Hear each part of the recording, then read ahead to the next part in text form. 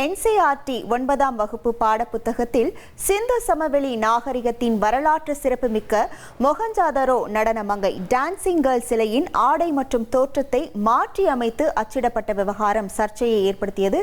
இதுகுறித்து விவரிக்க இணைகிறார் செய்தியாளர் அஞ்சலி. நன்றி கவிதா. NCERT பாடப்புத்தகத்தினால மறுபடியும் சர்ச்சை எழுந்திருக்கு. NCERT சர்ச்சைக்கு ஒன்றும் புதுசில்லை அப்படிங்கிறது நமக்கு ஏற்கனவே தெரிஞ்ச விஷயம்தான். அந்த வகையில் இப்போ மறுபடியும் ஒரு சர்ச்சையில் சிக்கியிருக்காங்க. இதை பற்றி தான் நாம் நிறைய பார்க்க போகிறோம். அதாவது சிந்து சமவெளி நாகரிகங்கள் பற்றி நம்ம நிறைய படிச்சிருப்போம். பண்டைய சிந்து சமவெளி நாகரிகங்கள் அவங்களுடைய நகர திட்டமிடல், செங்கல் வீடு, விரிவான வடிகால் அமைப்பு, நீர் விநியோகம், இந்த மாதிரியான நிறைய விஷயங்களை நம்ம இதற்கு முன்னாடி நம்மளுடைய பாட புத்தகத்திலேயே பார்த்திருப்போம். இதுக்கெல்லாம் இவங்க பெயர் போனவங்க அப்படிங்கிறதுல எந்த சந்தேகமும் இல்லை. 6ஆம் வகுப்புலேருந்து 9ஆம் வகுப்பு பாட புத்தகங்களில் இதை பற்றி இன்னும் கூட நம்ம விரிவாக படிச்சிருப்போம் இல்லையா? அதே போல தான் இப்போ சிந்து சமவெளி பற்றின ஆராய்ச்சியில் நடன பெண் சிலை, சுடுமண் பொம்மைகள், பசுபதி முத்திரை, பெருங்குளம், கப்பல் தளம், எடைக்கற்கள், அணிகலன்கள்னு நிறைய பொருட்கள் அகழ்வாராய்ச்சியில் கண்டெடுத்திருக்காங்க.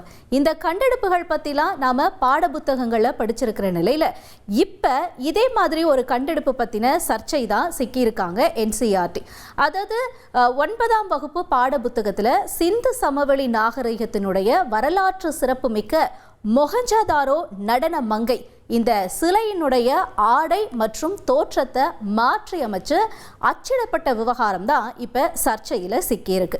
முதல்ல இந்த நடன மங்கை அவங்களுடைய இந்த சிலையினுடைய முக்கியத்துவம் என்ன, இதனுடைய சிறப்புகள்லாம் என்ன அப்படின்னு பார்க்கலாம். நம்ம இந்த திரையில் பார்க்குறோம் இல்லையா, ஒரு பக்கம் இதுதான் இந்த சிலையினுடைய அசல் உருவம்.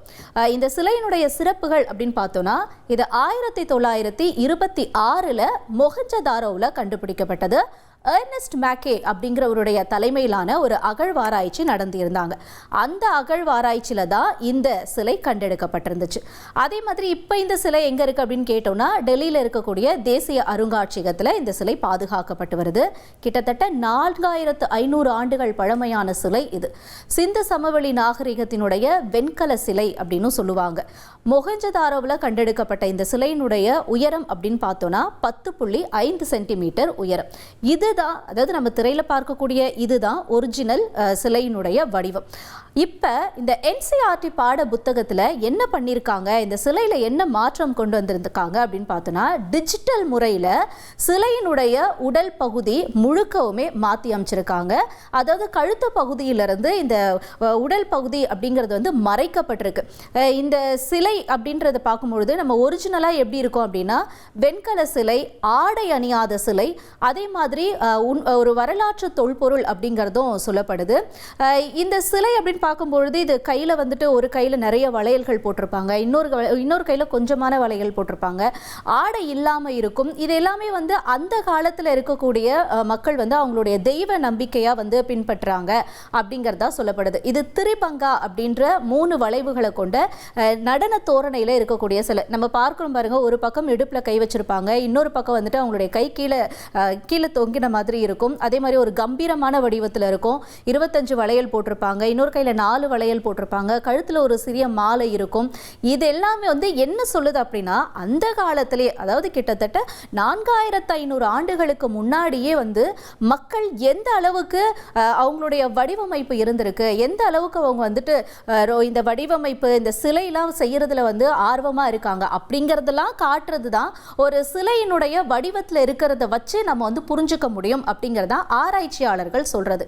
ஆடை இல்லாமல் ஒரு சிலை இருக்கு, அதனால தான் நாங்கள் இந்த ஆடையை நீக்கணும் அப்படிங்கிறதா NCERT அவங்களுடைய தரப்புல இருந்து கொடுக்கப்பட்ட விளக்கம். ஒரு 6ஆம் வகுப்பு படிக்கக்கூடிய மாணவிகளுக்கு இந்த மாதிரி ஒரு நடனம் ஆடுற ஒரு சிறுமியினுடைய உருவத்தில் எந்த ஆடையுமே இல்லாமல் இது கொஞ்சம் ஆபாசமாக இருக்கிற மாதிரி இருக்கு, அதனால தான் நாங்கள் இந்த தோற்றத்தை மாற்றினோம் அப்படிங்கிறதெல்லாம் ஒரு கருத்து சொல்லப்பட்டுச்சு. ஆனால் உண்மையில் என்ன சொல்கிறாங்கன்னா, இது இந்த மாதிரியான ஆடையெல்லாம் நீக்கிறது அப்படிங்கிறது வந்து கண்டிப்பாக ஏற்றுக்க முடியாத ஒரு விஷயம். ஏன்னா ஒரு தொல்பொருள் ஆராய்ச்சி அப்படின்ற இடத்துல வந்து நம்ம பார்க்கக்கூடியது என்ன, கலைஞர்களுடையோ கவிஞர்களுடையோ இல்லை இந்த மாதிரியான விஷயங்கள்லாம் வடிவமைக்கிறவங்களுடைய ஆர்வம் எப்படி இருக்குது, அவங்களுடைய நயம் எப்படி இருக்குது, அவங்களுடைய கலை வடிவம் எப்படி இருக்குது, இதெல்லாம் சொல்கிறது தான். அதெல்லாம் விட்டுட்டு நீங்கள் இந்த மாதிரியான விஷயங்களை வந்து மறைக்கிறது அப்படிங்கிறது வந்து கலை நயத்தினுடைய அசல் தோற்றத்தை மறைக்கிற மாதிரி இருக்கு. இது ஒரு விஞ்ஞானிக்கும் சரி இல்லை ஒரு படைப்பாளிக்கும் சரி நீங்க செய்யக்கூடிய ஒரு துரோகம் அப்படிங்கிற மாதிரியும் சொல்றாங்க. இது வந்து நான் சொல்லலை, சமூக ஆர்வலர்களும் இல்லை மற்றவர்களுடைய கருத்தாகவும் இருக்கு. நீங்க வந்து எப்படி ஒரு கலை நயத்தை வந்து நீங்க மறைப்பீங்க, ஒரு படைப்பை வந்து நீங்க எப்படி மறைப்பீங்க அப்படின்னு சொல்லி பல்வேறு கண்டனங்கள்லாம் எழுந்திருந்துச்சு. இப்போ இந்த மாதிரியான கண்டனங்கள்லாம் எழுந்திருந்ததுனால என்ன பண்ணிட்டாங்கன்னா மறுபடியும் NCERT இதை புத்தகத்தில் சேர்க்கறதுக்கான ஒரு முடிவை மறுபடியும் எடுத்திருக்காங்க அப்படின்னு சொல்லப்படுது. இது ஒன்று NCERTக்கு புதுசு இல்லையே. ஏன் அப்படின்னா 2022 முகலாயர் பத்தின குறிப்புகளும் சுல்தான் பத்தின குறிப்புகள்லாம் கூட குறைச்சிருந்தாங்க. அதே மாதிரி சார்லஸ் டார்வினோட எவாலுவேஷன் பத்தின குறிப்புகள்லாம் நீக்கியிருந்தாங்க. அவ்வளோ எங்க இப்போ சமீபத்தில் 2026 நீதிமன்றங்களுடைய வழக்குகள் நிறைய இருக்கு, வழக்குகள் தாமதமாகுது, நீதித்துறையில் ஊழல் இருக்கு அப்படின்னுலாம் பாட புத்தகத்தில் சேர்க்கப்பட்டுச்சு. இதெல்லாமே வந்து நீதிமன்றம் இதற்கு மறுப்பு தெரிவிச்சிருந்தாங்க, அவங்களுடைய கண்டனங்களையும் சொல்லியிருந்தாங்க. ஒரு 13-14 வயசு இருக்கக்கூடிய மாணவர்களுக்கு நீங்க நீதித்துறை மேல ஒரு அவமரியாதை ஏற்படுத்துறீங்க, இந்த மாதிரியெல்லாம் நீங்க எப்படி பாட புத்தகத்தில் குறிப்பீங்கன்னு சொல்லி நீதிமன்றங்கள்லாம் கேள்வி எழுப்பியிருந்தாங்க. அதற்கு அடுத்தபடியா இந்த மாதிரி கண்டனங்கள் எழுந்திருந்தப்ப இதை நாங்கள் மறுபரிசீலனை செய்கிறோம், அப்படி ஏற்கனவே அச்சிடப்பட்ட புத்தகங்களை நாங்கள் ஸ்டாப் பண்ணிடுறோம் அப்படின்லாம் NCERT சொல்லியிருந்தாங்க. இப்போ 2026 ஏற்கனவே இப்படி ஒரு விஷயம் நடந்திருந்த நிலையில மறுபடியும் இப்போ இந்த நடன மங்கையினுடைய சிலை வடிவத்தில் மாற்றத்தை செஞ்சு மறுபடியும் சர்ச்சையில் சிக்கியிருக்காங்க. இப்படி சர்ச்சையில் சிக்கிறதும் அதற்கு அடுத்தபடியாக கண்டனங்கள் எழுந்து அதை திரும்பியும் வந்துட்டு அந்த முடிவை அவங்க மாத்திக்கிறதும் இதுதான் NCERTயோட வாடிக்கையா இருக்கு அப்படிங்கிறதுல எந்த சந்தேகமும் இல்லை. 1,31,00,000 மனங்களை வென்ற தந்தை டிவி யூடியூப் சேனல்.